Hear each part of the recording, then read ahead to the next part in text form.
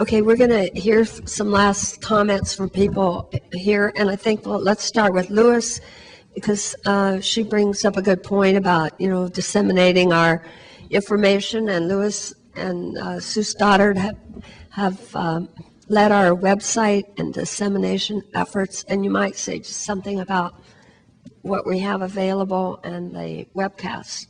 Sure. I assume that all of you who are here have been to the website in order to sort of register, so you've seen what's available there. But do continue to go there, because there is a lot there, and I don't know how much you've explored, but you can either go through it by the projects in the way that we have gone through them here today, the four projects. It's organized that way. You can also go through it in terms of the state-based information, which seems to be, for a lot of people, a preferred way to go through the information and find the data that you might particularly need. And I would also say that this conference here is being webcast right now. It will be archived on the National Press Club's website for at least 6 months, and will be on our website after that. There's a link from our website to the National Press Club website so that you can get to it and see it, so that all this information, if you missed any of it and you want to see it again, or sort of get to it in some way, you can. The presentations that happened here are also, the PowerPoints are also available on that website, and we haven't decided, but we'll probably put them on our website as well, because I think there were a couple of updates that came in later than what went on the webcast site. So do keep, and if you have not been on the listserv, you should be on the listserv as well. On the main page of the website, you can sign up for the listserv, and you'll get a quarterly newsletter that has all the information about research that's going on at the center, as well as outside resources and papers that people have identified. Okay, Martin? It's just by way of a kind of... pull that up? Okay. Sorry. Okay, just by way of an advertisement, in terms of, and this is directly on point about dissemination, in the next couple of months or so, there'll be a special edition of the Journal of Health and Social Policy, which is going to be dedicated completely to the issue of personal assistance services. And I've co-edited that with the editor, Frank Caro, who's over there.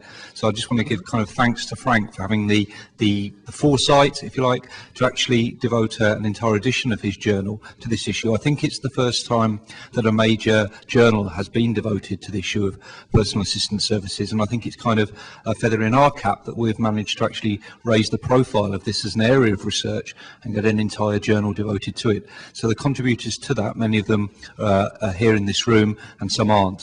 So there's a broad range of research papers where many of the issues that we've addressed today are written up more formally, and I think that might be a useful resource for people like the lady who asked the question, if you were able to get copies of that journal and distribute them amongst your colleagues. So when will it actually be out, Frank? I can't remember. Sorry, bad advertising by me. Journal of Aging and Social. Yes, handouts on the table. Okay, Mish, last words. Well, I'll echo that, because You've got a paper in it. I have a paper in it. How can I object? And I just want to say thanks for coming and listening, and I think I've heard that certainly the concept of unmet need has some resonance for you all and for policy, which I think is a good sign. And I've also heard that there's recognition to continue the collection of information and surveys on personal assistance, and I hope that other people hear that, because we need, as researchers, we need to have fresher data and better data than we have had. So if anyone has any further advice on how we can do that, let's keep that ball going too. Okay, Steve? Vera originally raised an issue that has now come up a couple more times by the two people from independent living centers who've talked about the way in which their PAS providers, their PAS workers are trained in the principles of independent living, and to be advocates for perhaps not only their consumers but themselves as well. And Vera spoke about the importance of the workforce and of workforce issues being sort of treated on an equal footing with issues of PAS consumers. One thing that I inexplicably did not say in my presentation about the PAS workforce is that there's a very high rate of disability among PAS workers. Among my 260 or whatever categories of occupations, the occupation with the highest disability rate is dishwashers, 16.1%, and number 2 out of 269, I think, is PAS workers, 14.3%. And that's an American Community Survey measure, so it's low. But if you had a broader measure, it would be higher. So I think there is even more commonality than we may realize between the people who are providing PAS and the people who are receiving PAS. Okay, thank you, Bob. Thank you. I guess maybe this isn't the final comment, but the semi-final comment.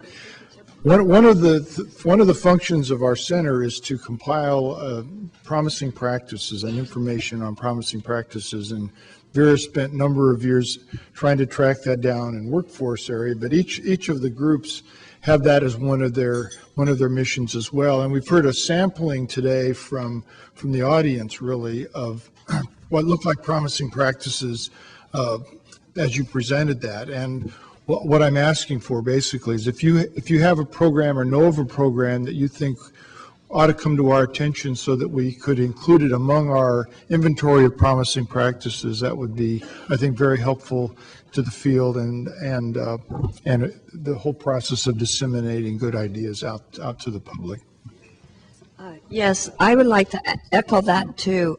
We heard some excellent promising practices today and other comments that were very valuable. So you could either email them directly to someone here or email it to our PASCenter.org website. So we would like to have that. Also, we have everybody's email address in your handouts. So please feel free to send us your thoughts or follow up. We would be happy to give talks and help you in any way possible too that we could do.